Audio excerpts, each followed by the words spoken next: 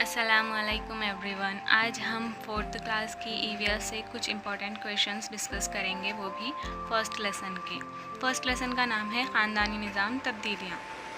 First question ہے، مشترکہ خاندان کسے کہتے ہیں؟ جواب: گھر میں ماں باپ، بھائی بہن کے علاوہ دادا دادی، چاچا چاچی اور ان کے بچے ساتھ میں اگر رہتے ہوں تو ایسے خاندان کو کیا کہیں گے؟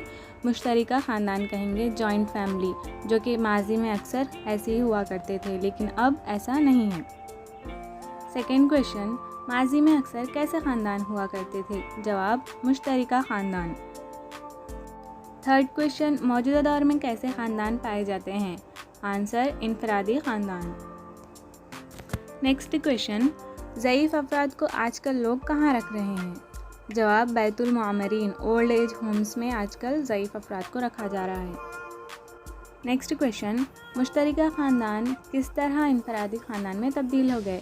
یعنی پہلے تو مشترکہ خاندان ہوا کرتے تھے، وہ اب انفرادی خاندان میں کیسے تبدیل ہوئے؟ آنسر: ملازمت کے سلسلے میں دیگر مقامات پر منتقل ہونا، یا پھر جائیداد کی تقسیم، رہنے کے لیے مناسب مکان کی سہولت نہ ہونا، یہ جیسی مختلف وجوہات ہیں. ان کی بنا پر کیا ہوا؟ مشترکہ خاندان تقسیم ہو کر انفرادی خاندان میں تبدیل ہو گئے.